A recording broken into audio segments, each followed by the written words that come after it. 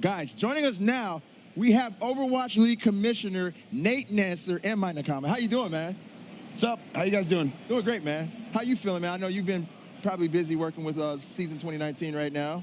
Yeah, it's been a long day, but a fun day. Very exciting. Yeah, we this week is a very long week for us, the Overwatch League. So yes. We host team owner meetings that we just had on Thursday. Wow. Before BlizzCon. Everybody wants to come to BlizzCon, and I apparently don't like sleeping. So I plan it the day before BlizzCon starts. And so we had all our team owners in town, welcoming 8 new teams to the Overwatch League this year, which is super exciting. And then awesome World Cup matches all weekend. It was really exciting. Well, give us your thoughts. What was your general overview on the World Cup this year? So, back-to-back world champion, South Korea. 3-time. Apparently, if we follow the StarCraft trend, we got 17 more years to go. But wow. It was awesome to see really competitive matches all day. I think we had huge surprise upset. I'm not going to talk about my disappointment in Team USA. I'm going to talk about how impressed I was with Team UK. Some tells me it's not just you either. Team UK played awesome. They did. And one of my favorite things about the Overwatch World Cup, if we think about our relatively short history in the context of Blizzard Esports, but our 3rd year doing this event, the coolest thing to me is that every year the Overwatch World Cup introduces a player that maybe no one's heard of, and they become a star. Yes. So if you remember 2016, it was Mickey. Nobody knew who Mickey was. Right. Mickey played for Team Thailand. Now Mickey is like, I don't Superstar. know, he's like in a K-pop band, I think now. He's so cute. Last year, it's hard to imagine actually, but if you think about it, last year, nobody really knew who Jake was. That's true. Jake was kind of under the radar. Yeah, right? you're right. And so now Jake's like Captain America, like passing games. Jake's the dude. This year, Jake Rat. I think to me the two players that really made a name for themselves. So Fusion's on Team UK, contenders player, fantastic Reinhardt. As a guy who plays a lot of Reinhardt, amazing play. Yes. And then the guy who really I think blew everyone away was Gushui.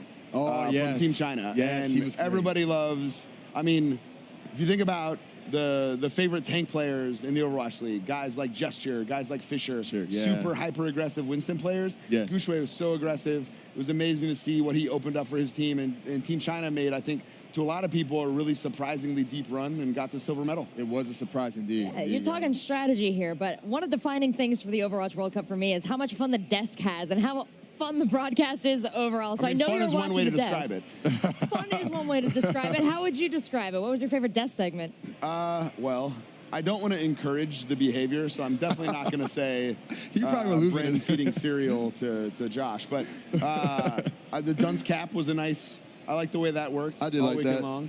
I really enjoyed Bryn's wig today. He looked beautiful. He looked. Yes.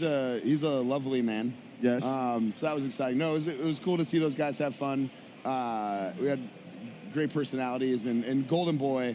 I'm actually a little worried. I think he might be too famous for us now, but yeah, he's like buddy with the Rock now. Yeah, I know. Right? I was like, oh, that was cool. Dwayne let you come hang out with us this weekend. Global icon, national treasure. He's been telling us for years. He has. We just started listening, I think. No, you speak it into existence, and then it happens. No, honestly, that couldn't happen to a better guy. Agreed. And it was Absolutely. so awesome to have him hosting the desk this weekend. Agreed. How did it feel for you to see all these players from the Overwatch League representing their country throughout this whole entire Overwatch World Cup? Well, I think Jonak said it best in his MVP speech when he said, all the things that he's accomplished this year feels really great, but feels especially proud wearing his, home country's flag on his jersey. That's what's so cool about national team competition. I think if you think about Overwatch esports, obviously with the Overwatch League, we have the city-based teams. That's really cool because I've had so many people come out to me like, oh, I've never really been in esports before, but I'm from New York and then there's team, and so I'm in. And if you think about it, national team competition is even higher level than that, right? It's not hard to explain Team USA versus Team UK to someone, right? There's a lot of history there, and so I think it's really cool. What other events in esports do you have fans singing the national anthem? That was crazy. That was cool. Pretty awesome. I enjoyed that. And you mentioned Jonak. I also like to bring up the fact that not only was he the MVP of the World Cup, but he was the league MVP. And it's crazy that he came off the ladder too. It's crazy. I mean, it just shows that none of us know what we're talking about. I don't think anyone at the beginning of the season predicted that Jonak would do what he did. I think, to me, what was really cool today for me, I think, for those who've been watching competitive Overwatch since the early days and have known what an amazing player Fleta is, It's actually the first title that Fleta has ever won in his Overwatch career. That's crazy. You think about his that Apex took him a career, while for never how won great he Apex. is. Yeah. So that was really cool to see Fleta win. And then honestly, I could watch Carpe play all day long. That guy is a stone cold assassin. He's Likewise. a monster. Well, you shouted out some players who are doing really good. How do you think these debut performances, the Overwatch World Cup, and these overall team performances are going to roll on into Season 2 for OWL? It's a great question. I think the Overwatch World Cup at Blizzcon is really cool. I know I felt it this weekend. I think a lot of other people felt it too. Of like, oh man, I really missed high-level Overwatch. Like, can't wait for it to come back. So even though it's sort of at the end of the calendar year 2018, I think it's a great way to build momentum into the 2019 Overwatch League season, which will be kicking off on February 14th. No one has anything to do that night. Thanks for that. No one has. Thank What do you have to do that night? I don't know. My girlfriend I was gonna probably be going to so play mad. Overwatch anyway. So. You know, while we're on the subject of OWL, can you tell me some of the key changes that are going to be made for season 2019? Yeah, so in 2019, we've spent a lot of time in the offseason talking to players and coaches and GMs and teams and trying to understand, simple question like, how was season 1? I think what's really cool about building a league from scratch is we don't have 100 years of history that says we have to do things a certain way. And, I think you even saw in the inaugural season, there were things where, like stage finals, for instance, in stage 1, we finished that and we're like, maybe that wasn't the right format. So we're really quick to make changes. I think we, just like the way we make games here, like with the Overwatch League, I think we're going to constantly be iterating, improving, getting feedback from the community, and trying to make it better. And, we didn't know what we didn't know when we started the inaugural season. So I think going into next year, we wanted to create more breaks throughout the season, more opportunities because we're going to be in LA another year, more opportunities for fans to go back to their home markets, to do fan meet and greets, watch parties, things like that. We're also moving the All-Star game to the middle of the season, so we can have a proper All-Star break. Nice. And we can have a rehash of, I think, what was a lot of people's, one of their top events last year, the Talent Takedown. Oh, yeah, that game. We don't need to talk about that, though. We got that one of the star players right here. Malik, we don't need to bring that back up. You got to talk to Jeff and the guys, see if you can get Reaper in the meta so you can. You know what? Strangely enough, I believe Reaper is still effective. But me personally, but I don't even want to talk about the Talent Takedown because I only played one half, Maybe put me in the whole game. Maybe we can win. Well, look. I don't know. I'll tell you. The thing Did you plug in a controller? I did. See. I did. I had to rep. There's the flaw in your play. Respect. Thank you, man. Thank you. So the thing I'm most excited about in 2019 season. Yes. So we have a new concept that's coming. Yes. And it's called the playoff play-in.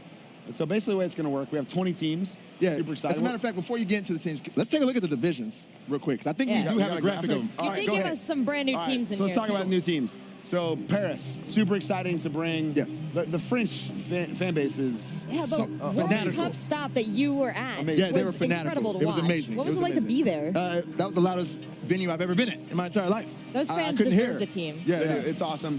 Toronto, great city. Toronto's an amazing city. Really awesome to see that team.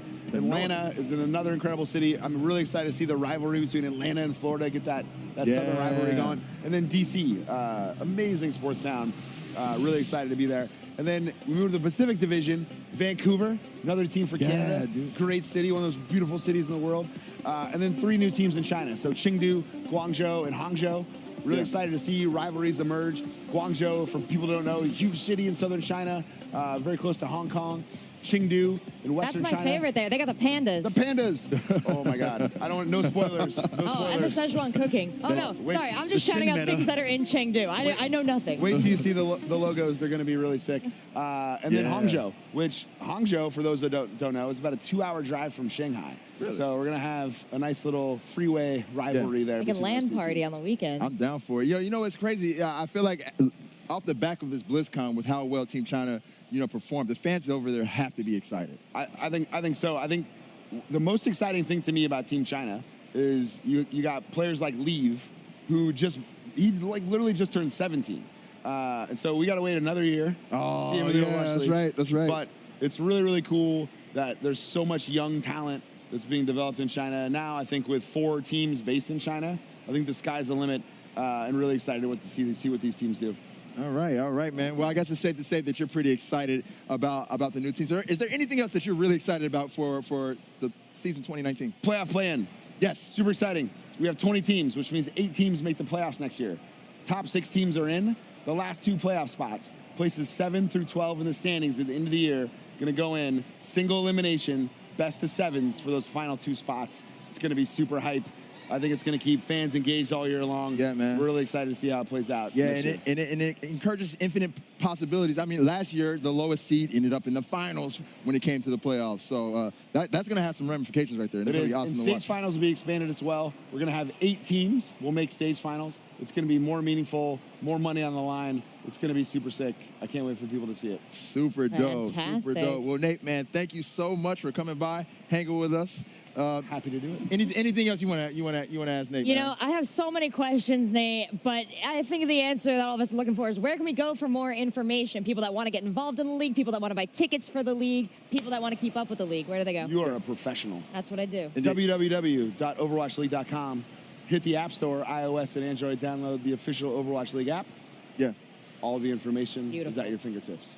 Were there any more standout players throughout the entire World Cup for you that you think are going to do well? Because some of them actually have been picked up. We had like Kodak from Team Germany who has made his way to a team. Were there any other players though that really stood out to you that are playing in? I was impressed. I think one of the reasons that Team UK played so well, I think they had great in-game leadership from Cruz. A lot of people might remember Cruz from the early Overwatch days. He was a great Genji player. He was a Genji one-trick, as many called him. He was. But now played a great Lucio. Yes. And I think provided great leadership and shot calling for that team. It was really cool to see that happen. Another player I'm excited about, Ben Best for France. Again, I like Reinhardt players. Sorry, guilty. Are you a tank player? You play Roadhog. He's a Reinhardt man. I love Roadhog. I play Roadhog, Diva, Reinhardt. Those are probably the 3 that I play the most. I'm a Roadhog one-trick in free-for-all.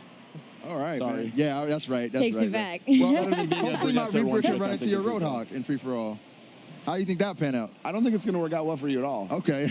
I like the trash. I don't know. He really gets into the Reaper, though. He was Reaper for Halloween and everything, so I think he's got the mindset to DPS. You can race out, but I will just stumble very slowly behind you. All right, man. All right, well, I'll hold you to that because we're going to play eventually, Nate. Thank you so much, though, for joining.